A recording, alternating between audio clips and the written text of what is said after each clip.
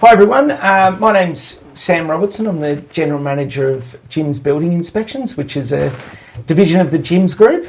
And I'm very happy to say that I've got three superstar franchisees here with me, Andreas, Laura and Peter, that have come from all different backgrounds, but originally from Sydney. Laura and Andreas have flied down. But Pete's now moved to, God's country in Melbourne. So we'll get a chance to have a bit of a chat about that. But the story of Jim's is in building inspections started in 2011. A friend of mine started the group but sent me to Sydney. And I didn't know Vaucluse from Mount Druitt. So it was a very interesting experience for me. But and what I needed to do to grow this division was get some really good franchisees in there, because one of the things when you start a division is that you are the face of it at the start, but after a while the franchisees are the face of it. So very proud to say that I've got three successful franchisees here, and did something right by getting back to them straight away and making sure they put on the shirt. But so Andreas, how many years have you been in Jim's, where you're from, and what's your qualification that made us choose you as much as you chose us? Yeah, I joined in 2019, so I've been doing this now for about 6.5 years. My background, I've worked in the civil construction industry all my life, but I went to uni in Denmark, and I'm actually a constructing architect, which is a four-year uni course. And it's mainly about designing and detailing of houses, apartment blocks, structures, and so on. So it's not very known education here in the Southern Hemisphere, but we go sort of two ways when we graduate. One is the design part, where we work on architect shops. Architects do us the outline and the crazy ideas, and then we make sense to it. We do all the details. We take it for structural checks and all of that before it goes to the structural engineer. And we'd be doing all the project descriptions and tender documents and all of that. The other way is the one that I took, which is the delivery path. So that's to work on construction sites. Delivering projects, building them from start to finish. I did that for many years for large companies like Abbey Group and Lend-Lease and Downer, and then became a franchisee, like I said, in 2019. So I got a bit of a different background and different approach on or aspect than many others. So us in the Southern Hemisphere, you're sort of in between a builder and an engineer in some sense. In some sense, yes, that's correct. Yeah. And Laura joined in... Coming up on 2 years. 2 years, in a couple of months. So still a rookie. Feels... Rookie of the Year in Australia last year. Yeah, she won that award. Did I? Did I? Anyway. Where's the trophy? It's in my house. Coming up on 2 years now, so it's been a great move for me. I guess my background was in certification in New South Wales as an accredited certifier, which I still am. Started off, I did a bachelor's degree at university in environmental health, of all things. And usual story, never worked a day of it in my life in the end. Ended up getting a job at local government, mainly in the compliance, regulatory, building space, planning as well, but really had a love for building, okay? And all my family are all builders. My dad didn't want me to be on the tools, so he said, go find something else in building. So came through local government and then went to the private sector. Really loved that, sort of cut my teeth there, and then was looking for something else where I could sort of use my skill set in building and construction and certification in another way. Saw Sam's head come up on an advertisement, thought he looks all right. He looks like a bloke that won't, that you could sell ice to an Eskimo, as they say. But was just intrigued by it. Had a good friend that was in a franchisee in the network already. So sort of asked him a few questions and was a bit curious about it, and went out with him a couple of times and other franchisees just to get a gauge, and could see myself doing it. And here I am now. So great. And Peter, you were a COVID child in Jim's building inspections, so had to teach him online and didn't meet you till you signed up, which is interesting. Which is a bit interesting. But so when I'm saying that, about 21, what did I say? It was 2020. 2020, yeah, right. Beginning 2020, Yeah. And your background? Yeah, so originally came from cabinetry background into shop fitting, then went into building construction. Did that, I've been doing that since I was 19 years old, and really loved it. But you burn out, like most people do in whatever profession they take up. And it sort of got to the point where made a few hard decisions and took a little bit of time off and just to reflect and see where we're going to go. And didn't quite see your face on the screen there, Sammy, but probably would turn me off, to be quite frank. But contrary to what Laura said, but yeah, no, knew off someone that was doing building inspections, and that sort of pricked my ears up a little bit, and thought, well, if they can do it, anyone can do it. And then here we are. Very good.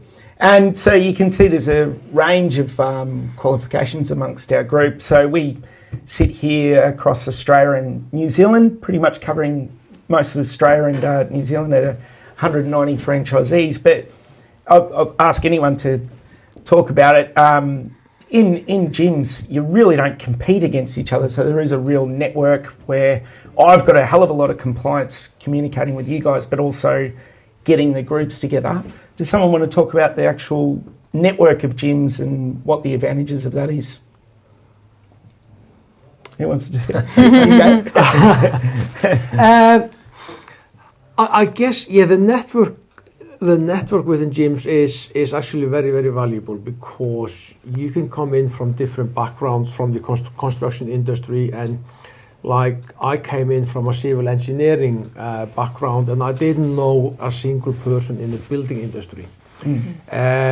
So being able to tap into the gym systems and the support all the franchisees and the systems they have in place was very valuable. That was very valuable to start with, and be able to tap into leads pretty much from day one.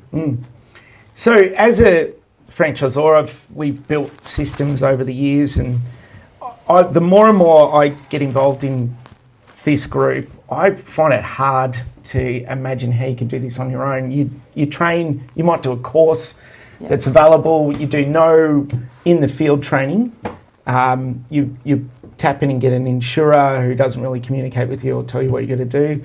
Our training portal is linked to our insurance. If you have a hassle with a customer, it's all on you.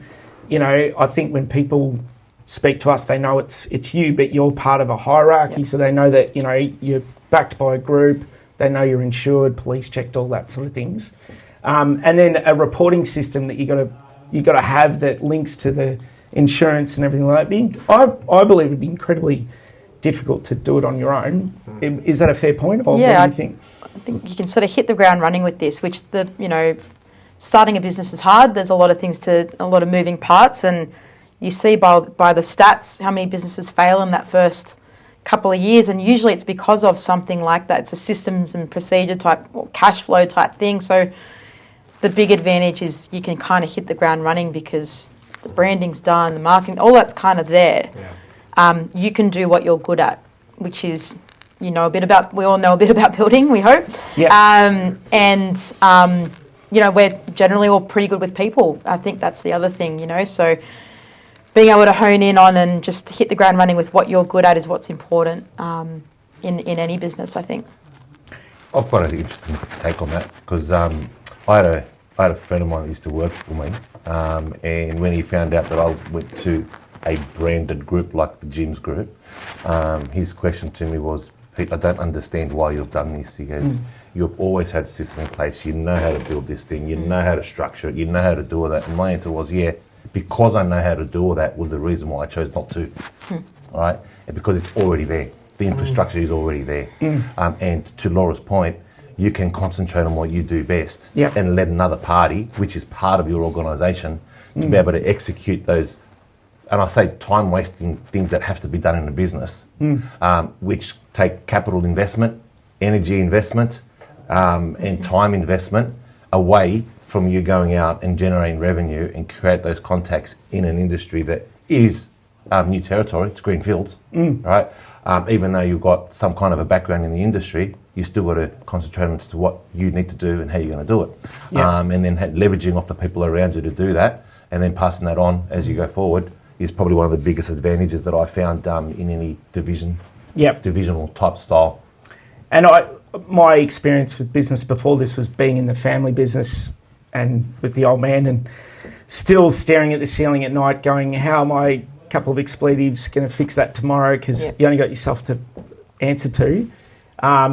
You still have a little bit of that. I mean, it's still running a business, but you know that at 9 o'clock tomorrow you can ring your franchisor or a fellow franchisee, and we've all probably all made the mistakes for you, if you know what I mean, before that happens. So I think that's an advantage to it. Yep. Yeah. All right. So to our customers who we're extremely loyal to and want to look after, they're purchasing a property.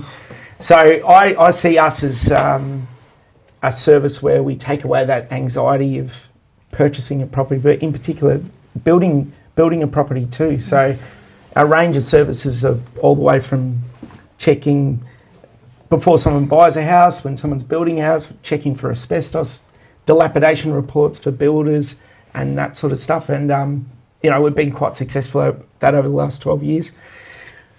In gyms, we have a really low attrition rate, probably because we get franchisees a couple of years in going, what's next for me? And we successfully launched the mould inspection this year. But one of the services that we're all here together to talk about is project management, which you guys have dabbled in, but we want to make it a bona fide service in gyms.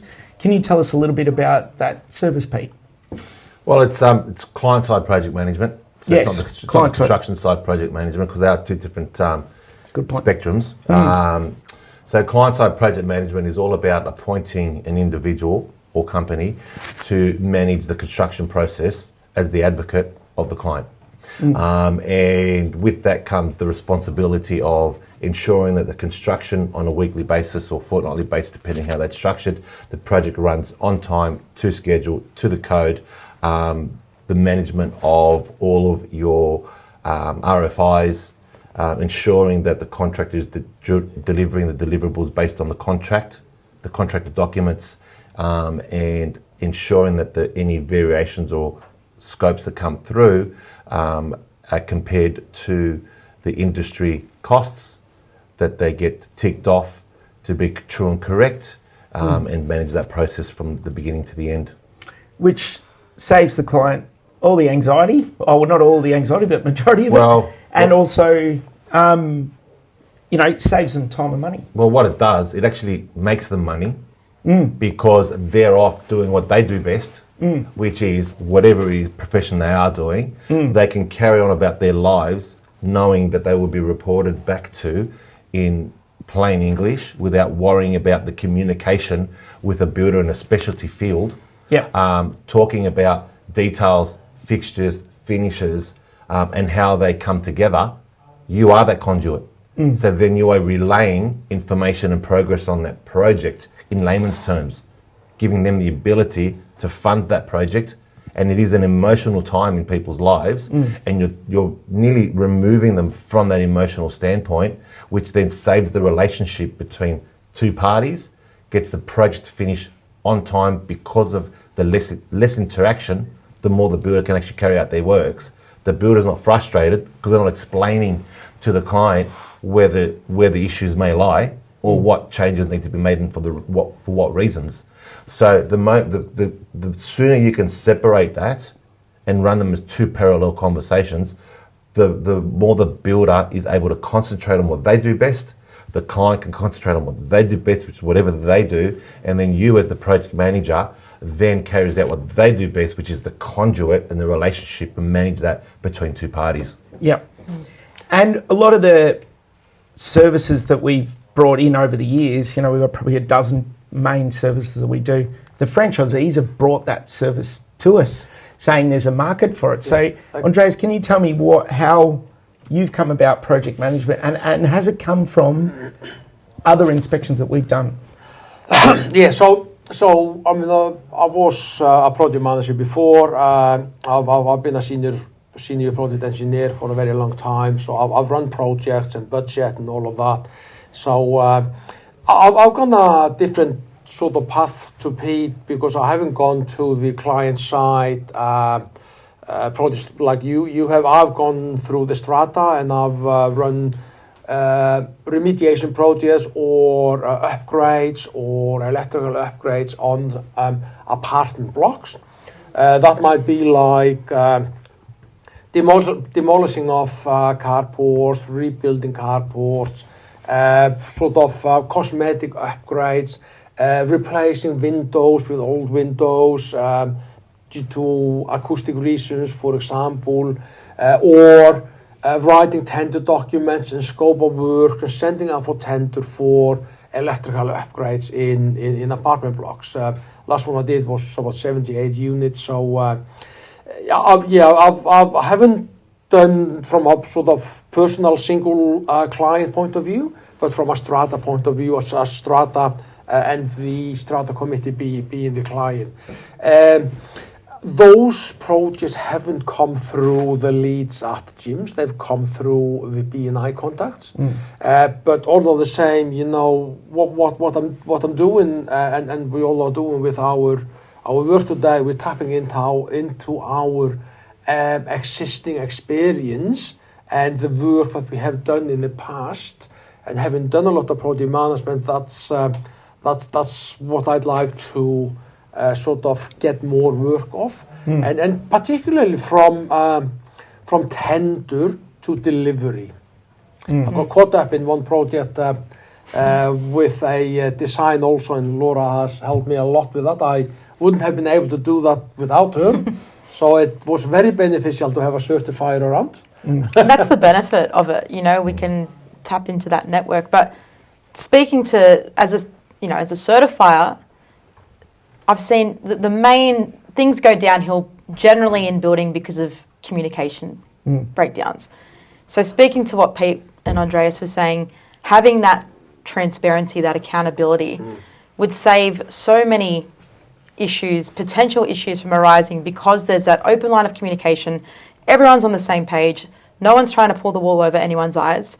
And as a certifier, if I see someone like Pete or Andreas on a job, that's comfort for me, because that tells me there's communication. Yeah. And that to me is the most critical thing, and that's where it can get very ugly very quickly in building, you know. So these two guys are dead keen on doing project management, and Gyms is about providing you with all the services and finding your niche, which we've all got experts in different ways. Like you're an expert in pool inspections. Is project management going to be on your radar, or are you happy to stay in your lane? Or potentially, like I think you've got to always be challenging yourself and always looking for that next thing. And we're probably all here now because we were looking for the next thing. So, you know, you always have to be, thinking ahead, seeing guys like this doing what they're doing and having that expertise. Like, I want to be around them because I want to play in their fields of what they're doing, and vice versa. I know, you know, we call each other all the time, and they might have a certification question or a planning question that I can help them with, and that's what it's about. Like, it's about learning, it's about evolving, and if you're not growing, you're dying. Yeah. So I probably think we attract that type of person too. I mean, a lot of guys and girls come from the building industry, and they're, you know, obviously thinking about what's the next step, and you know, when I do franchise interviews and I go through all the services, and the guy will say, I never do expert witness or represent someone. In 2 years' time, he's the guy putting his hand up saying, I want to do it. You know what I mean? Yeah, you've got to be out of your comfort zone. You've got no confidence. I don't want to ever go there. But you ordinarily wouldn't get that exposure if you were a one-man band or one-girl band. You don't have that exposure to people like I would have never crossed paths with a Pete or an Andreas. Yeah. So that's another real benefit to it, that exposure. I even find that when I do proactive calls where I call someone and, you know, you guys are probably, everything's okay, mate. But then, like, the next day, I'll get a call from you going, you know what, actually, you can help me with this. Yep. And if I didn't call you, you wouldn't have thought about it. That's right. And a lot of when you're on your own, you're just in your lane, just thinking about the next invoice. Pump up our own tyres, you see. No, good one. No, I'm trying to explain the benefits of that, but good one. But when you're just in your forest and the trees sort of scenario, you do actually think about it and go, oh, hang on, you can actually. You're welcome not to call me back, and I don't have to do, then I don't have to do anything. But Pete, you've come to Melbourne. I was only joking about the God's country. I love Sydney as well. But have you noticed differences in other states with building inspections? Is there any sort of slight in the things that you pick up, or just inspections in general? It could be both, is there just, because we've got guys in every state and we get together for conferences every couple of years, and it's great to bounce off each other, but there are differences. There are differences in terminologies, there are differences in descriptions of property and property types, there's differences in construction methodology between each state, and from a new construction perspective, being that service within the division, there are quite a few differences between them. Which are the stage reports, so the slab frame, lock up, fix. Correct. For the client, not the certifier or surveyor. Correct. Yeah. So you have noticed some definitely. difference. Yeah. And environment too, more termites in Sydney. Yeah. No termites in Tasmania. At least we chuck them on the boat and see if we can get them over there. Die. They'll just die. But and that's, you find that, like I look after Brisbane and the Queensland guys, it's virtually a termite report than a building report. Like they're just like super paranoid about it. So you've been in the game enough. On reflection, joining gyms, has it been a good experience, or has it met your expectations, or has what you expected when you went through that due diligence process the same as what you feel now? Yeah, absolutely. I guess it took longer to get momentum than I thought. Yep. I knew it would take some time, but then again, I hit COVID, 7 months in. Yeah, I remember. Which really delayed the process. But today, I hardly take leads today because it's too busy. I've got a lot of work on, not only in the pre-purchase, but in the new construction and the mold. So we've sort of diversified a bit, and I'm a sucker for punishment. I'm always your guinea pig. Yes, you are. You are. Yes. No, the three of you guys have been extremely helpful with what we're trying to do as a division, because you can see the end picture of what we're trying to do, and critical sometimes, which is great. I think in this division there's 190 franchisees, there's only 3 employees, so everyone else has put skin in the game. So we're all responsible for each other. Franchisees are responsible for customers, but if I'm in a meeting and everyone says we need it done by then, I've got egg on my face if I haven't brought it to you by the next meeting, which is good. You're sort of paranoid to help each other out because you're asking for the same from customers. Would that be fair call? Yeah. Builder gives an invoice for a progress payment for a slab, and the owners in retail, they don't know what to look at for a slab. That's what we do. We represent the client. That's right. And, in years gone by, there's really no one to kind of represent the client in that space. You've got a builder, you've got a principal certifying authority who's there checking that things are to code and consistent with the approved plans. But there's really no one client side, I guess, to make sure there's that accountability, things are being done as per the contract. And also, building a house, anyone knows who's done it or done renovations, there's lots of jargon that you might not be aware of or privy of or understand. Okay, so having someone on your side that can clearly explain those things and in layman's terms is super important. Your money needs to be well spent. People might only build their dream home once, more than likely. And most people that have done it say they'll never do it again. And the reason for that is because of time delays, issues, money. So anything that can be done to remedy those issues is always going to be a good thing. And having someone client side to help facilitate that process and keep communication lines open is a benefit not just to the client but to the builder as well. So I think it's, all in all, a great thing and something I think that should be done and been made more aware of in the space of construction. And I think in a challenging area at the moment where we're losing good builders, this might be something that can actually help instead of hinder. So we need to maybe reframe how we're looking at these inspections. It's not someone there with another stick. It's not another certifier. It's someone there that's going to help facilitate that process and make it as pain-free as possible. Do you agree, Pete? To the most part, yeah. Yeah, but you're going to tell me why I'm wrong. Tell me. You're not wrong. No one's wrong. Go on, Pete. Go on, Pete. I was going to Unleash go him. to Pete. I was going to go Take to the Pete. collar off. I was going to go to Pete. I paid a crap load for this builder, more than I thought. Yeah. And then some bloke's telling me that I've got to get more stage reports. What's the point? So Yeah. What's the point? the interesting part here is this. I mean, we talk about the perception around staged inspections is that you've got your governing body coming in, being your certifier or surveyor coming in and going, you're doing the mandatory inspections. The reality is this. They're not actually checking it against the code. And Laura may... Some aren't. They're not checking it against the code. And the specific inspection of this may be the waterproofing, because they will walk in and majority of them, so there was a minority in the statement, Laura, but the majority of them will walk in and go, yep, waterproofing in position, tick, off. They'll go to the balcony. But they won't even check the balconies because the balconies aren't at the same stage. And because the waterproofing stage comes in your wet areas, your balconies still haven't been developed yet. They've gone out to do their waterproofing on the balcony after or during the cladding process or at the end. And then all of a sudden, they don't get checked. And we all know that balcony failures are up there in most disputes. Terrible. Right? Just to... So, you go.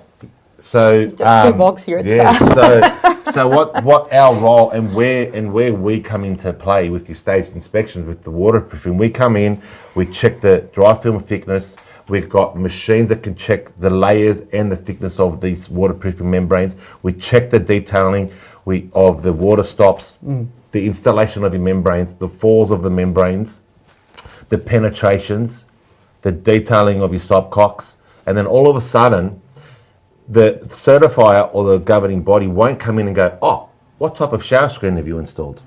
Oh, what type of shower screen do you plan installing? Sorry. What type of shower head is going in this shower? Is there a shower head going on the bath that's freestanding or not freestanding? Because then that changes the category of those wet areas. Is it a category 1, 2 or 3? They're not asking these questions. And this is what I mean by certifiers across the board aren't doing their inspections right. It is our role, and I believe it's our role, to come in at these critical paths and ask these types of questions. And stages are not black and white, are they? Like when they're... Not in project home. No. In project homes, they're pretty black and white. Yeah. Like in your volume builds, but in your custom builds, no, they're not. Yeah. You could be coming in 3 different stages to the same stage. Yeah. But let me just say this. With my certifier hat on, even if a certifier does everything 100% correct, there's still gaps in what and a perfect example is this, what you just said. A critical stage inspection, a mandatory inspection in New South Wales is internal waterproofing. External waterproofing is not mandatory. Doesn't exist. No one looks at it. And it is it is a defect that comes up now with my pre-purchase hat on all the time. Oh. Yeah. Apartment building, certain areas of construction. Yep. And the reason is because no one's looking at it. So let me just say that. And there aren't certifiers that are, even class 2 buildings, there's only a certain percentage of wet areas that need to be inspected. They have to be inspected. Correct, actually. but not 100%. Not all of them. So a good certifier will build into their contracts that they will do all of them, and they'll account for that financially. Yeah. But just to your point, I just want to add the that interesting part about that is there's 3 certifiers that I do work for still in Sydney, right? And when a builder misses a mandatory inspection like waterproofing, they actually employ me to go out to review the water stops, balconies, balcony detailing, overflows, the whole lot. And unless I'm not a certifier, they're the certifier, but they're requesting of a building inspector to go out, inspect these items, review that they've been installed in conjunction with the appropriate standards at the time of the build, and then provide them with a report with their shortfalls before they turn around and go, yep, sorry, missed inspection, understand, send me a photo. It doesn't happen anymore. And that's where the importance of these types of inspections come into play, because you don't want to get to that. The builder may forget to make that call, whereas 100%. we're the ones liaising with them during the course of the project. But there's also like the role of a certifier as well, isn't to make sure that that finish got put in. You know, that's not a certifier's role. No. So there's a whole bunch of things contractually in terms of specs and finishes and that type of thing that no one's on the client side sort of doing that. And it's a misconception that, isn't the certifier meant to do that? Or doesn't the builder just do the right thing and they do it? Yep. And the reality is, like, that often isn't the case. So, And that's the education process that we're talking about. That's it. And the gap between the role of a building certifier or surveyor and what we do. yeah. And you Okay. can And see it is that- distinct. It is But you can different. see that improving. More people know that they can use this. Oh, good short grab. That was intense. Really? That was intense. Let's maybe bring it in a little bit, but the services are... Go to the Icelandic bloke. Get rid of these ones. Okay, these guys are got to go to lunch. I don't know, but they might. So, Andreas, these days, we get builders who, you know, in the old days used to take a few photos before a job just around the areas to make sure everything's right. But dilapidation reports is a hugely growing service in our group. Can you tell us a little bit about that as us doing an independent DLAP report and what it is? Yes, sure. So, I mean, I've actually specialised a bit in dilapidation reports, and I do both the individuals where you got a knockdown rebuild and you delap the house, the adjacent houses, and the council assets outside the house. But I think there's big opportunities also in the civil industry, civil engineering industry, around roads, road upgrades and road builds. Yeah. Those are kind of projects that I've done, like Newcastle, 220 houses, 50 kilometers of roads, and some public parks. There's opportunities there because it's both for the contractors and the client and the owner's benefit also to know the condition before the construction in case something happens. Yeah. So you have to protect yourself. And I've had cases where there have been claims made, and the photographs and the reports I've done have actually, in that case, protected the builder or the civil contractor. But it can obviously be the other way around. So dilapidation reports are very important around any construction. So one of our very popular inspections, and with gyms, you build a house, we inspect it. You sell a house, we inspect it. But if you renovate a house, we inspect it too. So asbestos inspections and auditing is a big part of our business. These days, a lot of people are more concerned about their surfaces and the environment of their house in terms of mould inspections and meth testing, but asbestos inspections in particular. So we now test those areas. So if someone wants to do a home handyman job or even a tradie on site now is asking for those reports. And we do have Jim's Hazmat that does the removal, which is great because we know we're using licensed guys. And we can come back and do a clearance. So from your guys' experience, do you feel that the customers are really like the fact that we're there at the start doing that report, the removal's done, they don't know if it's done right, and we come sort of sign it off? Have you found that in your experience, Pete? Well, it is a peace of mind, isn't it? I mean, when you've got contractors that come in and they provide you with the service to remove the areas of concern prior to construction, and then they're signing off the fact that they've removed it correctly, it's a bit of a concern. Yeah, that's right. So to have an independent body coming in to ensure that it's been cleared and cleared correctly without any residual evidence of any asbestos lying around, whether it's small particles in the garden or whether it might be particles within the infrastructure itself, then definitely, of course, you'd be silly not to. And you think beyond residential, we do commercial, so we, childcare centres and kindergartens and schools and stuff like asbestos that. registers. And So so forth. management plans is a really good part of our business. And then we move into tax depreciation. So we do pre-purchase inspections, but a lot of them are investors. So we can come in when they settle to do a tax depreciation, and that's really picking out their assets that they can save a little bit more on tax. And the report is actually tax deductible as well. So do any of you guys engage in that? Yeah, I've done a few of those, and you know it's obviously we partner up with quantity surveyors. Yes. To do all the actual schedule, but we do the registration of all equipment. So it's a relatively simple thing to do when you're on site anyway. Doing a handover inspection or an inspection of some kind, as long as you know that is an investor before you go there. Yep. So it's a really good value add to your income, obviously, when you can do it that way. Yes. And I think it's something like 60% of Australians haven't got a tax depreciation schedule when they buy an investment property, which is really, we know the government spend all our money really well. Sarcastic. So I don't understand why we want to give them any more. It's but not that's a conflict if I do it on my own property, is it? No? Yes, you can. Oh, Yeah, yeah? you actually can. You actually can. That's true. So we have a range of services, but our main service is pre-purchase, and that involves a building, and majority of the time a termite report, and also our premium inspection, which is a building termite and asbestos check, which more and more people want that information before they buy a property. But how have you found, Laura, I'll stick with you, your experience in those early days doing those pre-purchase inspections and what you found in the value of it for a customer? Yeah, so look, obviously, being a property investor myself, I've seen many reports, and I think it's something that is invaluable in that due diligence process to really know what you're buying. Property isn't cheap. We love property in Australia, so whether you're buying to own or occupy or as an investment, that decision to buy or not buy that property can really set you up for the future or do quite the opposite and derail you and hinder you moving forward because of unseen costs. Things like major defects, things like, that you might not have foreseen that you need to spend money on.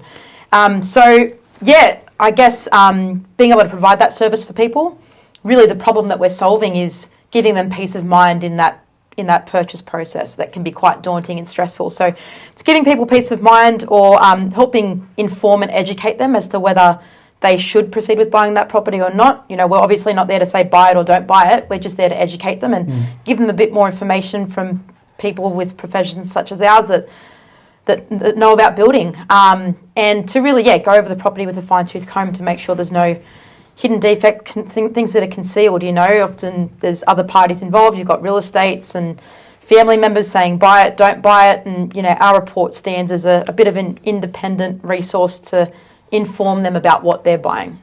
And also, a lot of clients don't know, if we find a major defect or termite damage, they can go back and renegotiate that. So we've saved customers thousands of dollars, all being able to pull out of a property that they thought they're not buying what they thought they were buying. I did an inspection the other day where there was a vendor's report available, and my client had already bought this property, agreed on the price in every way, and she asked me to do a thorough inspection just for her peace of mind, although there was another report.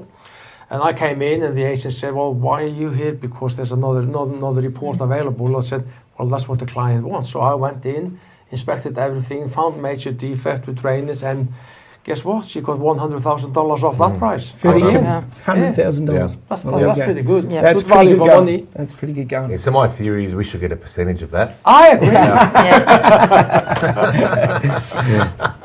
Right, thanks very much, guys. Really appreciate you coming down from Sydney, for the better of the group. We really appreciate it. And Pete from down the road. Look, if you're a builder looking for a franchise or looking to get into building inspections, do your due diligence, but it's worth a shot having a chat to us and see how we do things. If you're interested, go to our website, jimsbuildinginspections.com.au, or call the call centre on 131 546.